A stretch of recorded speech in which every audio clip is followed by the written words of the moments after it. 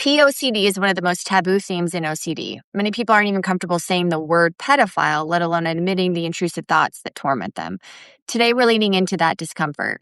We're going to say the words, have the conversation, and expose ourselves to the very thing OCD tells us we can't talk about, because bringing these fears into the light is often the first step towards taking their power away. I'm Alicia. And I'm Liam. We both have OCD, and instead of spiraling alone, we decided to turn our symptoms into a podcast. You're welcome. Here, we overshare real stories, laugh through the anxiety, and talk to actual experts who can explain why your brain keeps asking, what if I accidentally marry my cousin? Whether your thing is hand washing, mental rituals, or just silently panicking during normal conversations, congrats. You have found your people. This is a safe place, unless you're an intrusive thought, in which case, get in line, buddy. We're booked. So grab a weighted blanket, cancel your plans for the 5th time, and let's dive in. This is the OCD Confessional. And yes, we did check this recording 4 times before uploading it. Today on the podcast, we are joined by Lukas S. Snear, a licensed professional counselor specializing in OCD and related disorders. Lukas primarily uses exposure and response prevention, or ERP, the gold standard treatment for OCD, and works with individuals navigating anxiety, OCD, and co-occurring disorders.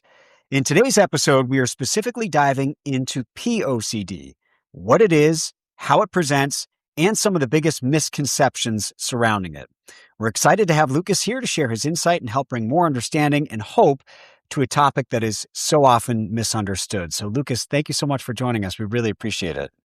Thank you for having me. All right, we're just going to jump in. For listeners who may not know, can you explain what POCD actually is? I know it's a very taboo and uncomfortable conversation, but we are going to expose ourselves and say the uncomfortable. So let's dive in. Well, POCD is pedophilia-themed OCD. And right out of the gate, the word pedophilia is kind of a bombshell to just drop on people. But I use it all the time. When we're talking about POCD, there is no sense in shying away from the idea that that is pedophilia-themed OCD. It's OCD just like any other theme that has that obsessive-compulsive cycle. This individual theme is the worry about if I may secretly be a pedophile, if I may become a pedophile, if I was a pedophile, any kind of worry about that. That's what OCD latches onto.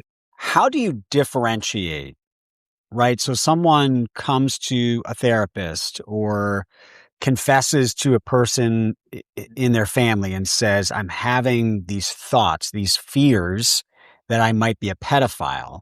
What helps you as a counselor differentiate, okay, this person might actually have some sort of pedophilia tendencies, or no, this is purely OCD and we need to work on them with that? Especially if OCD hasn't been brought up in their life before, and that is the first, that's tough. Yeah. Good question. Yeah, no, what a big fear right out of the gate is this something that we need to be worried about? Is this OCD? And what I typically tell people, especially therapists that I'm talking to about this, is if somebody is bringing this up to you, good 9 out of 10 times, this is gonna be OCD, because true pedophilia as a paraphilic disorder is an egocentric thing. That is typically a desire that a person has that is very disordered, and they're not really interested in going to a therapist or even their loved ones to talk about being worried about that. POCD, like all other forms of OCD, is ego dystonic. This person is very devastated by this worry. It's their worst case scenario that this may be true. And that right there is the biggest flag of this is OCD. Which is interesting because a lot of people who have those thoughts are not going to be so eager to share them. And I think that's where the trouble comes in, right? Even I, as a dedicated OCD specialist with some marketed material that I even specialize in POCD, people experiencing this come to me knowing that I'm already going to know what they're talking about. It's even then still so hard for them to bring up. And all the time I can sense it that, okay, we're talking around this thing. And usually the most comfortable way for me to bring that up is to ask somebody permission to, hey, let me guess real quick. I think that I know, and I can only imagine how hard that is to bring up. So, hey, are you worried that you may be a pedophile? And the relief that comes off of a person when they're like, okay, you already know, is amazing, because can you imagine being worried that somebody might judge you for that worry, that somebody might directly step on that thing that you've been so scared about, especially sitting in front of a professional that might go, oh God, we need to be really worried about that. My wife is a clinical psychologist, and she tells this story when she was in her graduate training. So these were all people who were on the path to getting a PhD in clinical psychology. And one of her classmates brought this case before them of one of her clients had come in with this fear of being a pedophile. And the clinician quickly assessed this is OCD and POCD specifically, but brought the case to the rest of the group as part of, supervision and part of their education. And my wife, Leah, said most of the people in the group were actually really concerned. No, what if the person really is a pedophile and you're not taking the proper steps to make sure they don't have access to kids, et cetera? And Leah said it was so clear in the documentation that it was actually OCD. And even people in the field were judging this person and had real concerns that they might actually be a pedophile. How do we confront that? Because it must be terrifying for someone with POCD to say the words out loud, knowing, boy, if this goes sideways, I could be prosecuted. I certainly could be shunned. I could be disowned by my family. I mean, the stakes are very, very high for someone who is experiencing this. As far as the answer to that, I think we're doing it right now. That's what I was just going to say. We have to talk about it more. And I tell the story all the time. And at this point, I don't remember. I think I was at the end of my associateship. I think it was just almost fully licensed when I learned about POCD, and I learned about it on Reddit. Wow. I have been through grad school and like a year and a half of supervision at this point, and I'm still reading somebody's experience that they're posting about this great big worry that they have. And I'm kind of reading it in the same vein that probably a lot of your wife's classmates were of, oh my God, that's really worrying. This is a lot. And then I saw the top comment that said, hey, everybody pump your brakes. There's this random OCD specialist on Reddit that was saying this is an OCD thing and you need to go to the IOCDF and here's all these resources and articles about what it is. And the dichotomy of my own reaction to being so worried about it and then recognizing what that was, it was the first thing that really led me into having a bit of a passion for POCD, because it is a thing that even I, with all of the knowledge that I thought that I had no idea what was going on with this person. Mm-hmm. And I love that. I love that you feel passionate about it. We need more people to speak up about that. And I imagine that, like Liam and myself, people go years and years and years not knowing they even have OCD. And for that to be a reoccurring intrusive thought, to be so debilitating, it's absolutely heartbreaking. So I think exactly what you said is just continuing to speak up about it. Why do these thoughts feel so real and convincing to the person experiencing them? I mean, most people aren't defused from their thoughts. And of course, OCD immediately makes you go, oh, what does that mean?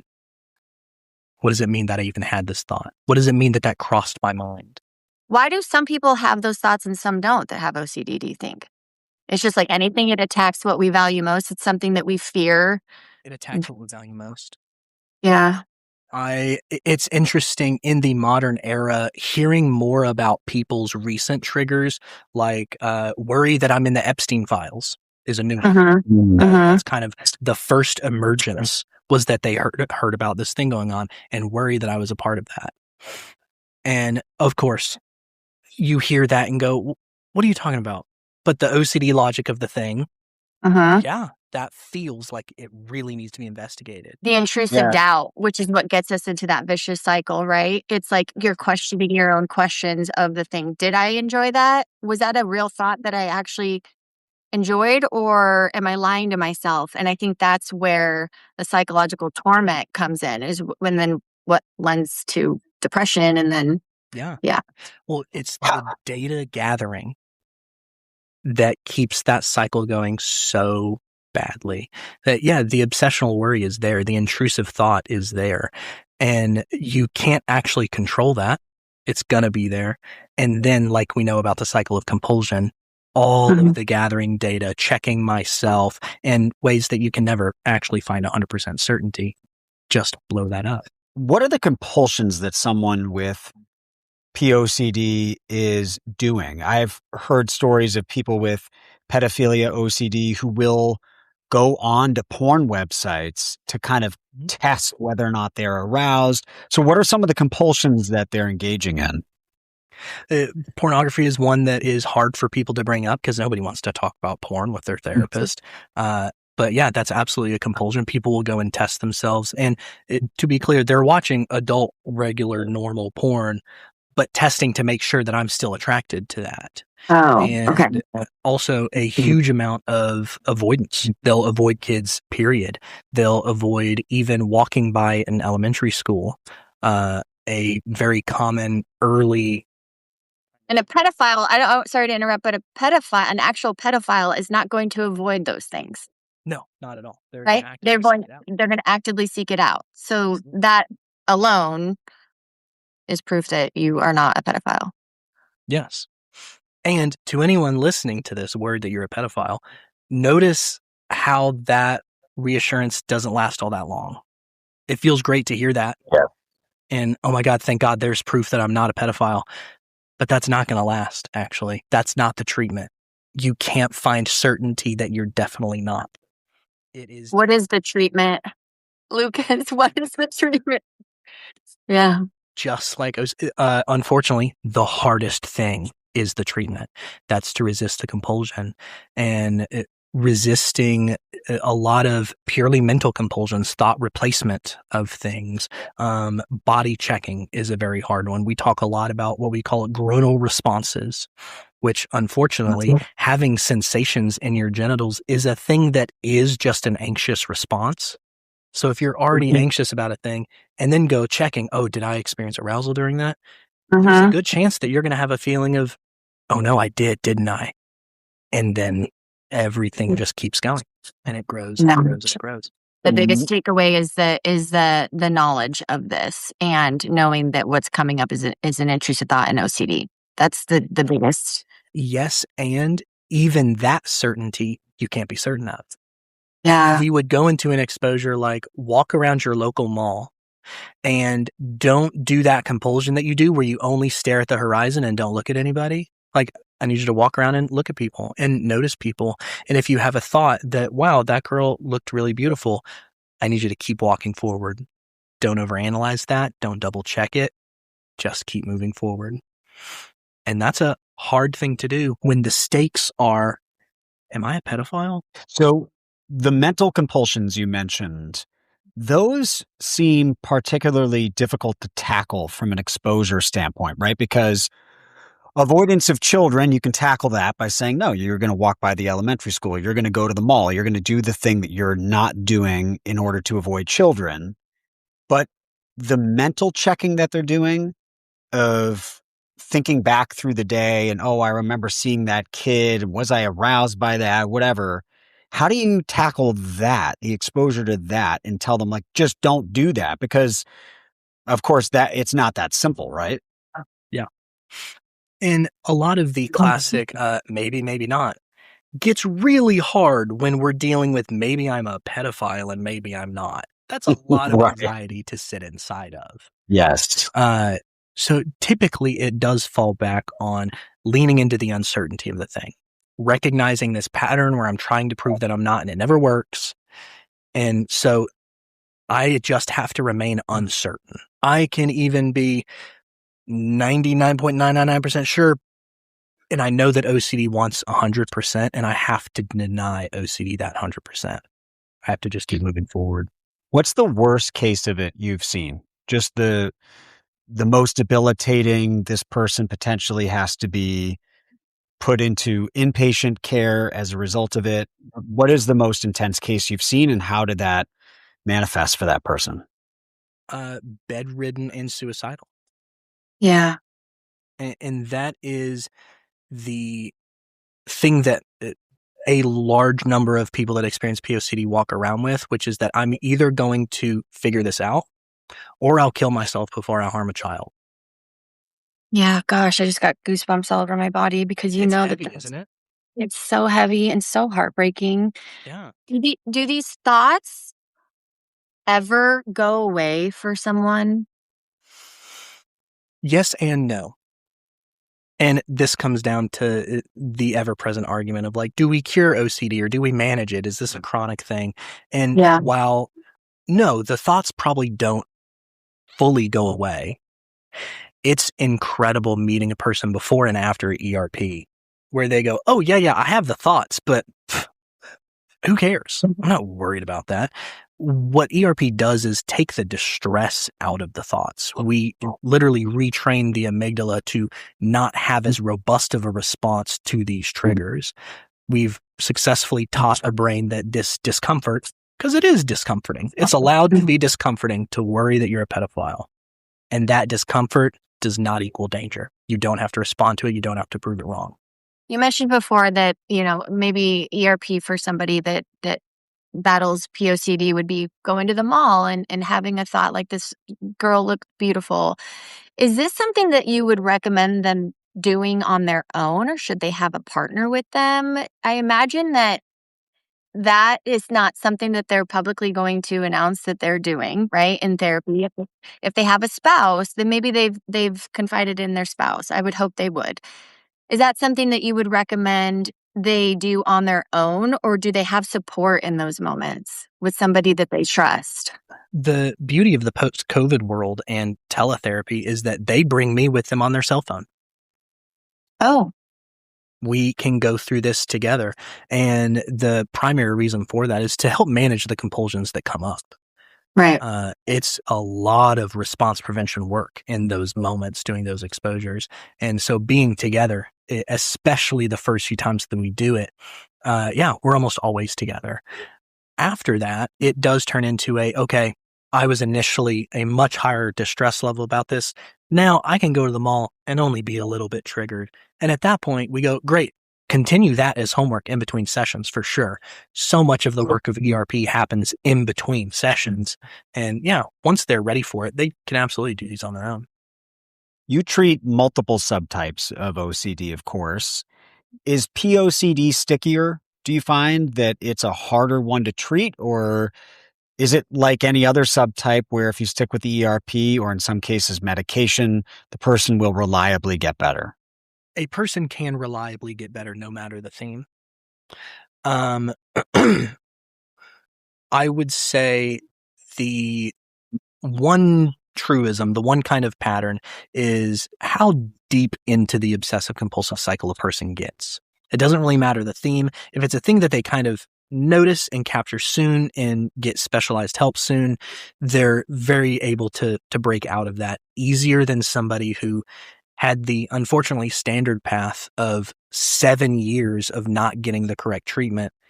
Right. Managing my experience exclusively through compulsions and then trying, that's really hard no matter the theme. And a thing that may be relevant is probably someone with POCD is more likely to spend a long time not getting the help that they need. Yes. And so that probably does end up in presenting it as being particularly sticky. Yet, no, I wouldn't say that it's necessarily uniquely more difficult than any other form of OCD.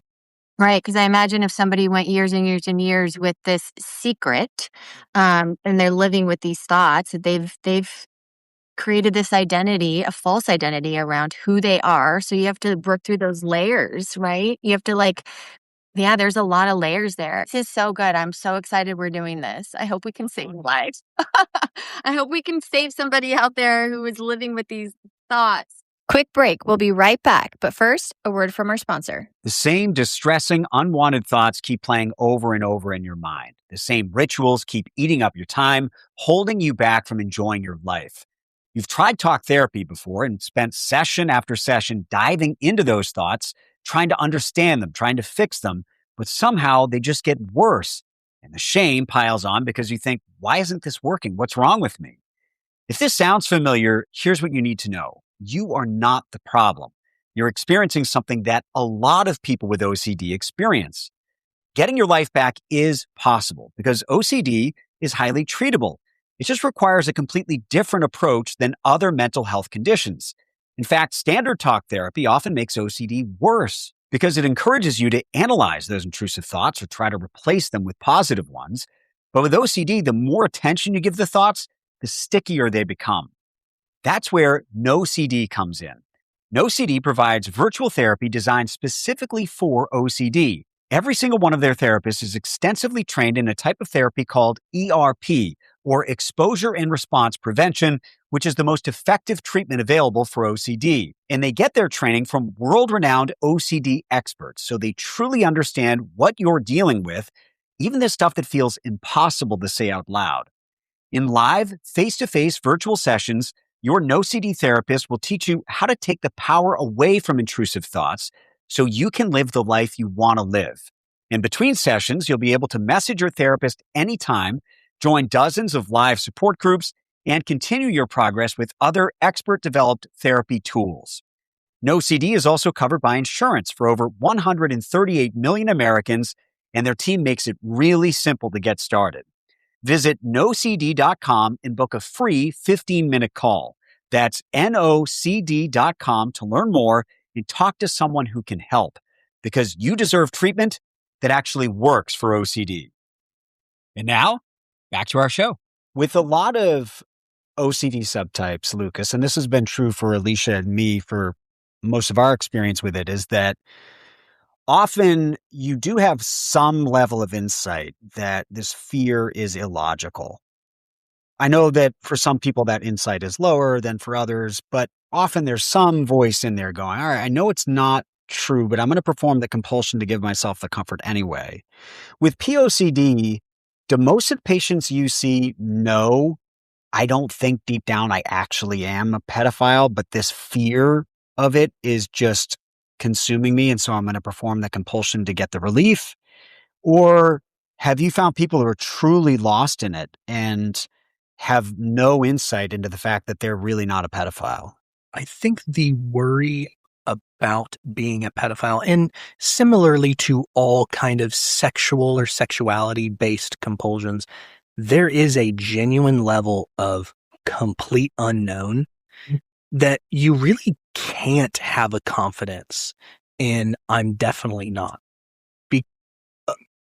Partially because of that checking groinal response kind of thing, where my anxiety kind of produces the symptoms that I'm looking for anyways. Yes. Can we dive in a bit on the groinal response, which, for someone listening, I would imagine that that's some sort of tingling or right that you experience with one of these sexually taboo OCD subtypes, and it then confirms your fear.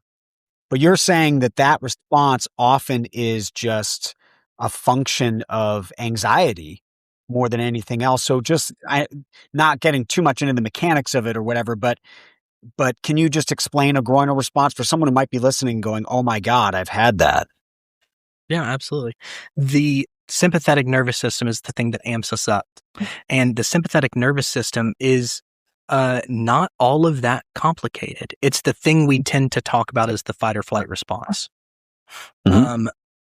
There is another F in that triangle, and we can call that fornicating.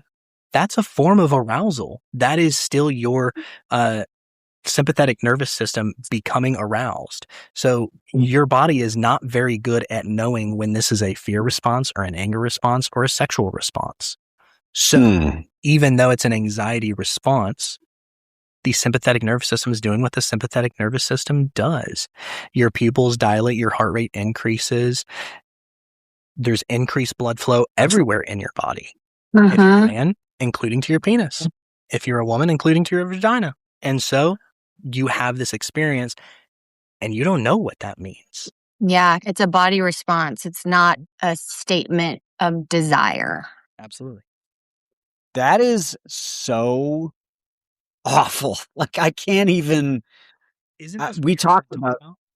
Yeah, we talked about that with Chrissy Hodges, and she's had the groinal response and she's had taboo OCD stuff. Unfortunately, she talks very openly about it. But my God, when you have a subtype, any subtype relationship OCD, health OCD, POCD, you are constantly looking for evidence that it's real, right? Because your OCD is trying to latch onto stuff. And so for that detective element of your OCD to be able to latch onto that, like it's an actual physical response, like what a confirmation of my fear.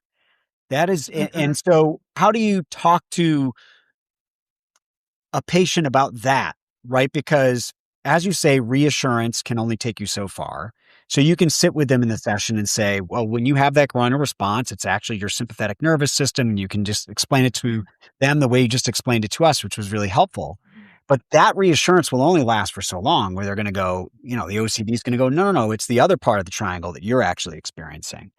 And how do you help them with that when that groinal response shows up? How do you expose your way out of that one?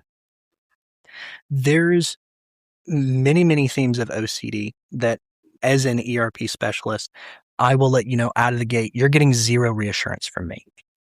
OCD is one that oftentimes I don't do that with. And I'll give them my little shtick, kind of like I did a minute ago, of, hey, I want you to notice how this doesn't actually help long term, but I do want you to know that this is what that is. And now, moving forward, we need to accept that you can't actually know that. So now when you're triggered and you notice that you walked by the elementary school and then you had an erection, and does that mean something? Well, I don't think there's any way to know for sure. It could be this sympathetic nervous system thing. It could be because you're a pedophile. And that's yucky to hold on to that, isn't it? Yeah, it is. And let's hold that. Don't make it go away. Sit with that feeling for long enough until you notice it slowly come down.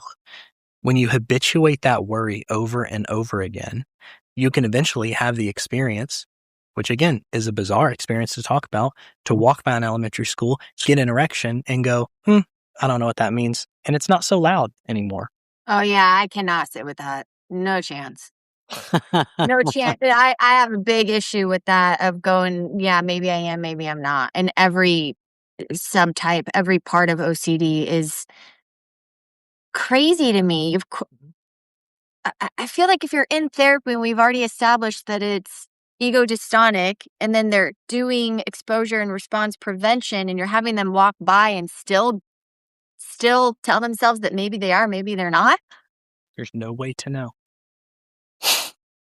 You can't be 100% certain. In this particular topic, we should be. You can't. Come on. You can't. Yeah. That Alicia does not like. She does not like the maybe not thing. And well, I think. Okay, for example, I've had intrusive thoughts of the FBI is going to knock on my door and tell me I committed some act. I can't even kill an ant. I know rationally that that's unlikely. So you want me to say that maybe I did actually commit a murder in my sleep? No, I know I didn't. But that thought still comes up, and I've done enough work on myself to know that that is an irrational thought. So I guess it's hard for me to wrap my head around somebody in therapy knowing that they are not a pet. That is weird to me. Sorry, I don't understand that one. No, that's weird to a lot of people. And in the majority of cases, like worry that the FBI is going to come and get you, you can find functioning in that worry and then just move on with your life. You can achieve a level of functioning there. But if you would like freedom from that worry, you do have to begin to practice sitting with, let me imagine the FBI is on their way right now. And maybe I have some rare amnesiac disorder where I don't remember. Oh, I've done that. So, and if that gets you, whoa, that's yucky. I don't like that. I feel very accused by that. I really want to make that go away. And then if you refuse and you hang on to that thought, now the anxiety associated with that is going to feel like it's going to go up forever until you die. Yeah. It won't. It will peak and it will slowly come down. Okay, and so eventually you will look back and go, hey, watch, I can trigger myself. Go, the FBI is coming to get me. Remember when that used to really worry me? Okay, fine. A thing like that, you really don't need to do. You don't need to, unless you want to. If you want to not have to experience that distress anymore, you can go for this freedom over functioning kind of ideal. With something like POCD, people don't want to have this thought anymore. They do not want to worry about it. It's very hard to achieve a level of functioning in saying that maybe not. And so we have to really power through that and accept that you cannot have the certainty. A lot of times that looks like the uncertainty of, what if I one day become a pedophile? And well, how would you ever disprove that? Right. You have to accept the uncertainty in that scenario. You can't know. I have gotten a lot from that kind of school of thought of like, maybe not. I apply it daily, regularly to some of the intrusive thoughts that come up for me a lot.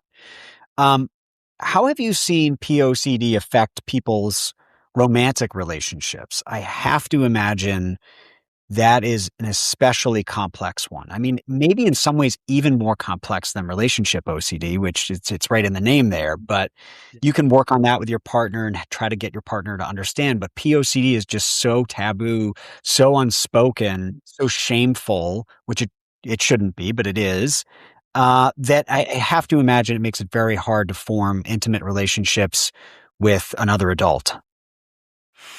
A lot of people are surprisingly successful at suppressing this worry so that they can still have a relationship with another adult. Ideally, yes, this is a thing that you should be able to tell your spouse or significant other and help them walk alongside you. But I can't tell you the number of sessions that I've done with, hey, I need my partner to come in here and we need to tell them together because Lord knows I cannot do it on my own. And I say, hey, bring them in. Let's do it together. And then I'm going to spend a lot of time probably reassuring your partner and educating them about exactly what this is and how you don't need to be worried. And also, you plug your ears. Don't listen to any of this reassurance that I'm giving your partner because this will help them. It's not going to help you. And one of the biggest ways that I do see it affect relationships is when the POCD is centered around my own kids. Oh, yeah. Oh, wow. Because how do you parent when you're dealing with that? And especially if you're dealing with that and your partner doesn't know that you're dealing with that. That's heavy. Oh my gosh. What does a compulsion with that look like? Is it them just avoiding parenting, avoiding bath time, I imagine? How is it showing up? Bath time, diapers, any possible trigger you can think of, even holding my child. If they're going to be straddling me, nope, can't do that. I need to hold them this away. When I put them in the car seat, I have to do it so. 1,000 ways to manage my own triggers that all are just a version of compulsive avoidance that keeps this problem around.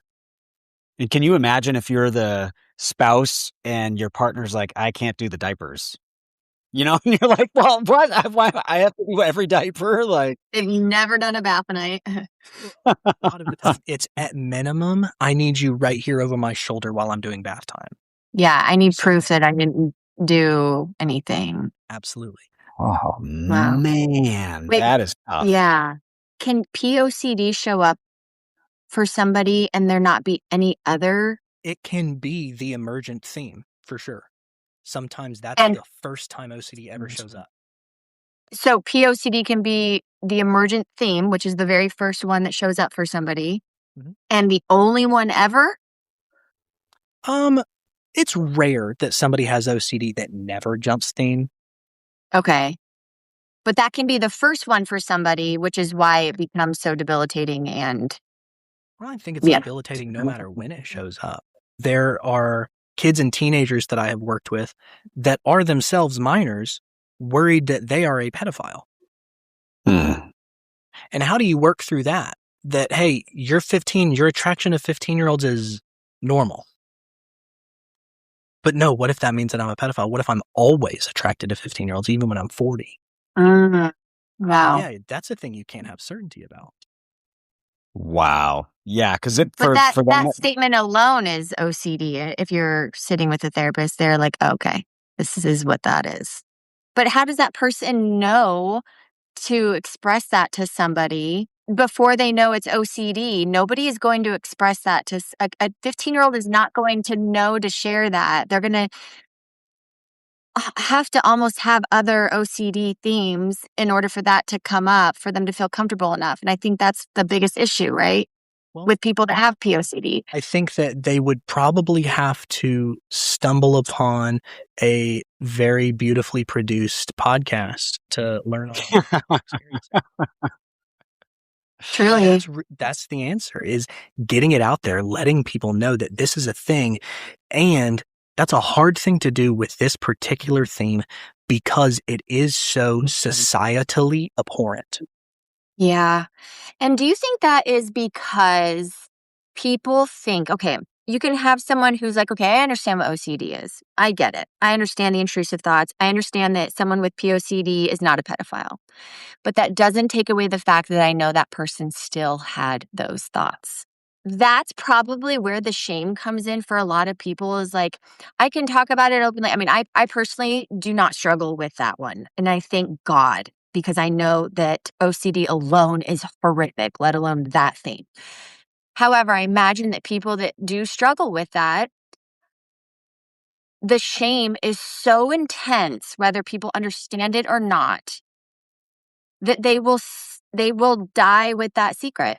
They will die with that secret. Here's a huge barrier to that, and a trigger that comes up surprisingly often, is that at a lot of malls, and I don't know, it's probably at a Spencer's in a mall somewhere, there are T-shirts on display that say "Kill all pedophiles." Mm-hmm. Can you think of one single other class of humans that you could put under "kill all" and we as a society would go, yeah, that's great, put it on a T-shirt, we'll buy it? Right. No, it's so abhorrent, not just to the individual, but to society.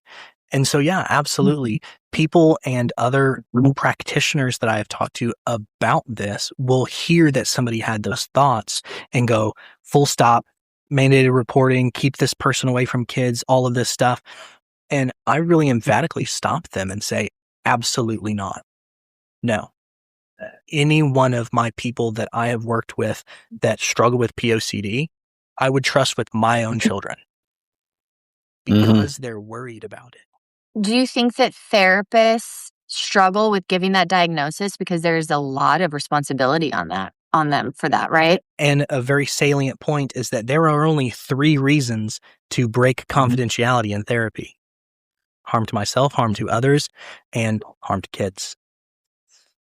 And even though somebody coming and reporting POCD is not even remotely a reportable thing, people know about this, and that keeps people from bringing it up with their therapists. Absolutely. And then hearing that, how does somebody, especially a young therapist, somebody who doesn't know that POCD even exists, like I did, sub-learning about it on Reddit, Right. how would that person respond? If someone's in their car right now and they're listening to this episode and they're going, check, check, check, and it really resonates with them, what should they do? Because again, this one is slightly different from other OCD subtypes where there is some risk that you're going to be misunderstood when you show up to the therapist's office. I mean, we've given a few examples here of times when it's gone sideways for people. So what should they do? What steps should they take to ensure that when they do finally take this weight off their chest and open up to a therapist, that they are not going to be reprimanded in some way? Find a specialist immediately. There are very good resources. The International OCD Foundation, of course, IOCDF.com has a directory that only includes people that have been through their Behavior Therapy Training Institute. Anybody at NOCD.com has all been through NOCD Academy. They are all educated on this. We know all about it and probably could pick up on it without you even having to take us there a whole lot. And that is a specialty that is quite rare. And you have to be kind of careful with that one because there are a huge majority of people a huge majority of therapists that put together a Psych Today profile and just tick OCD because they go, yeah, that's anxiety with extra steps. I can help people with that without actually having any real specialization in it. I'm curious, as someone who specializes in POCD, if you have taken criticism yourself from people in the public or people who might somehow be aware of your specialty and what it is you do. I follow Allegra Castens. I'm sure you're familiar with her. And she's very outspoken about her own battle with POCD. And she now thankfully is in a place where she has kids and she's doing much better. But I look at the comments under her posts and a lot of them are filled with hate and questioning of, whether, basically calling her a pedophile. I mean, that's just proof that she's that far along and confident with who she is and what's going on. Good for her. Like, to be able to do that, that just shows that there's proof. That is proof for people with POCD that you can get to the other side and take the criticism at some point. I'm sure it doesn't feel good, but she knows in her heart the truth. So what are you gonna do? But I'm curious if you've taken criticism like that and how you deal with it. Absolutely. And I don't have an experience of POCD. I don't have a particularly wide internet following or anything like that, but I do die on that hill every single time I'm able to when I'm having a conversation with another professional and they do have those kind of probing questions, and I will stop my whole day and we will talk about this until you understand that this is POCD. This population are not pedophiles, and I need you as a professional at minimum to refer that person to a specialist when you meet them, and do not judge them, because otherwise, how many years will it be before they walk back into another therapist's office? For a family member who's listening, they have someone in the family who's struggling with POCD, and thankfully that person has felt free enough to confide in them. What would you tell them about offering support without feeding the OCD, the POCD specifically? The same as any other theme of OCD. Reassurance is not support. It feels like it is. It even feels particularly cruel not to reassure my loved one about this thing that I can see so clearly. Hey, the germs aren't going to kill you. Hey, I'm not going to die because you left the stove on. Hey, you're not a pedophile for all of these reasons.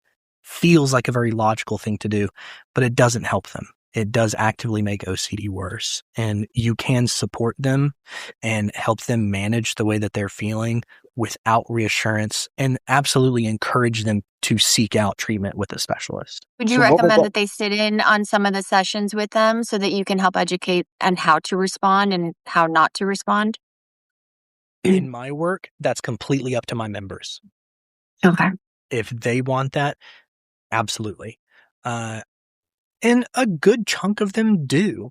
A few of them don't. And okay. What do you wish more people understood about intrusive thoughts generally? We've talked, obviously, we're diving deep this episode on POCD, but intrusive thoughts generally, what do you wish people understood more about them as they relate to OCD? Everybody has them, and you will never be free of them. And that second one sounds kind of intense. And that is to say, you're never not going to have intrusive thoughts. Even if you are fully maintaining freedom from your OCD, the thought's going to come up. What's going to change is the amount of distress that you experience around that thought. The thought will be there in the future, for sure, but you'll know exactly how to respond to it. Yeah. Then you won't give it the power that the obsessive compulsive cycle gives it. And the intrusive thought does not reveal anything about your character. You can't be sure, though. I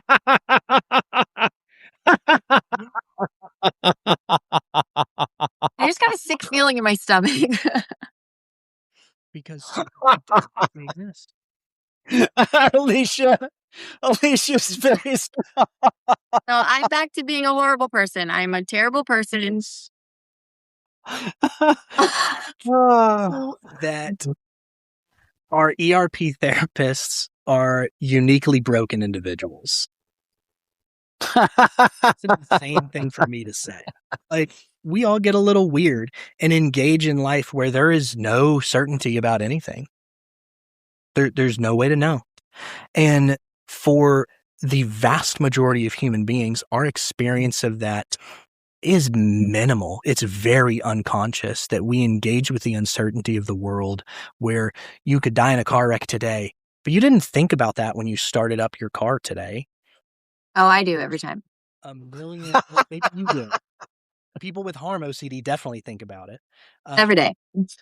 And yet there's a million other uncertainties that are just below the level of our consciousness, really.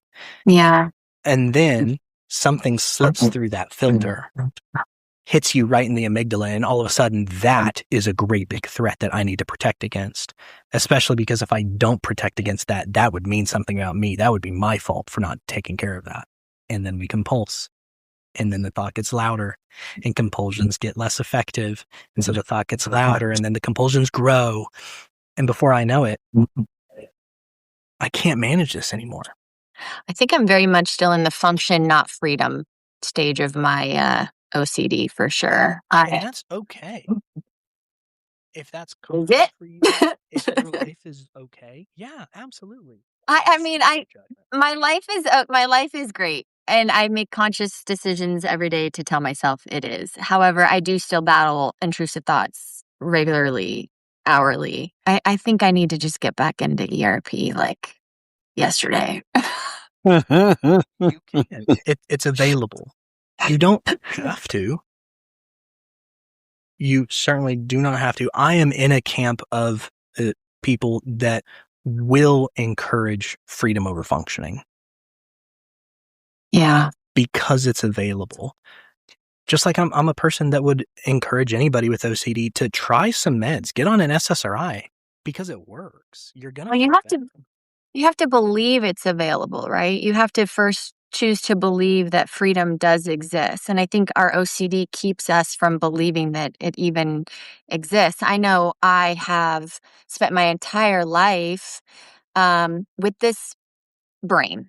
And I think there is fear around who am I without the way that I think. Because in my mind, I'm protecting myself, with the way that I am and who I am. And there are so many habitual thoughts that happen that I think are protecting me. The layers and depth of my OCD are so deep. There's a second answer to your question, Liam, about what more people can know about intrusive thoughts. And that is that the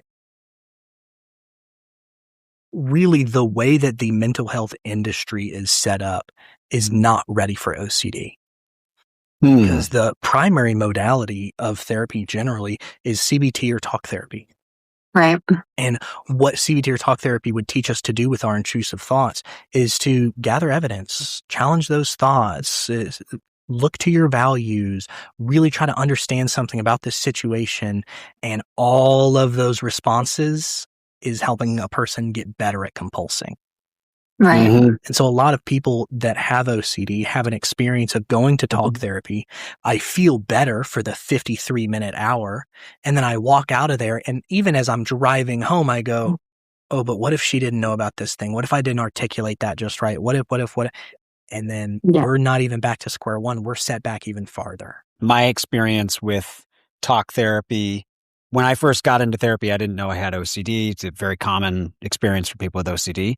And so I was in talk therapy at first, and there were ways in which that therapy helped me. The primary one being that she is the one who persuaded me to get on an SSRI, but she did not clock it as OCD and treated it the way you would any other issue. And it made things worse.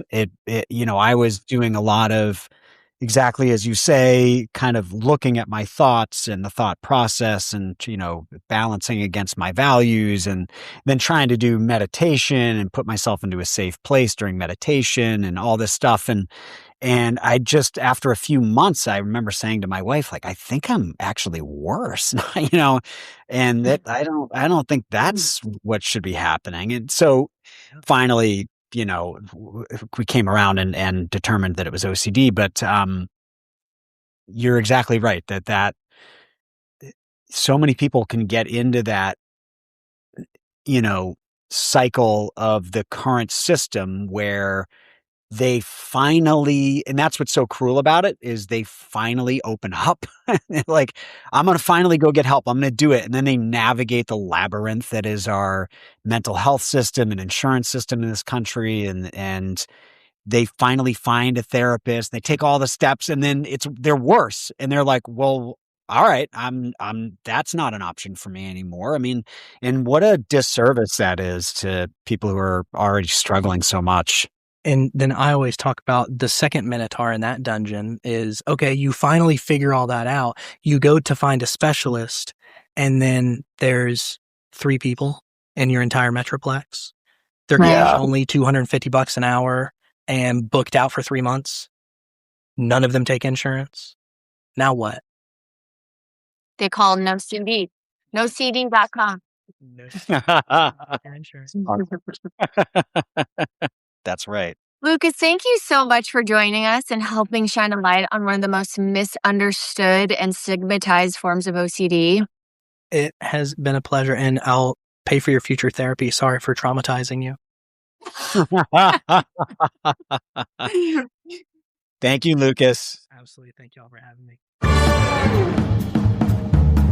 Okay, so I have a confession. I realized one of my OCD compulsions this morning that I've been doing is that when I go to take my meds, I have to say it out loud 3 times because I've told myself that if I do, I'll remember that I took them. And it has to be 3. 4 feels uncomfortable. So I was like, okay, I took my meds. And then I went into the bathroom to do my hair, and I was like, Spencer, do you realize I do that? He's like, I guess I do. I'm like, do you think that's OCD? He's like, yeah, 100%. I go, you don't do that? You don't have to tell yourself you took your meds? He goes, no. I go, how do you know for sure you don't double up on them? I'm afraid I'm going to take like 10 pills. Wait, so why the number 3? Why 3? I don't know. It feels good. It feels good. It just feels right. So you say it out loud. You go, I took my meds, I took my meds. I took my meds, yeah. And your fear, if you don't do that. 4 makes me go, ooh. And 2 is not enough. Yeah, so it's interesting, though, because I don't know that I've ever counted out loud like that. I don't know or maybe I have, and it just wasn't as apparent or evident to me since I didn't know I had OCD. I don't know. But I thought, I got to share that today. Yeah, you might start finding other patterns too. But my thing with the pills is, yes, I do sometimes worry about whether or not I've taken them, but I think that's kind of normal. But what I do is when I take the pills and, drinking the water, I have to take 10 sips of water. Mm-hmm. So I am counting as I gulp. So, now I don't. And so sometimes I'll count it out and be like 11, do one more than 10. And other times I'll try to confuse my brain about how many I've. Yeah, but Liam, I think that if you do 11, that's just a new compulsion in disguise. Well, it's to challenge not doing the 10, right? The 10 was the number. I know it is, but you've just created a new compulsion. Yeah. Challenging the 10. You're not supposed to count at all. Yeah, so now, but the counting is just so habit forming. Like, I'll just be drinking the water and be like, oh, wow, I'm counting right now. So then what I'll do is try to confuse my own brain about how many I've done. And I'll be like, 8, 100, 11, so that I don't know how many I've done. 111. Gotcha, brain. Fuck you, brain. You don't know where you are. Oh, yeah? Let's see if we can count.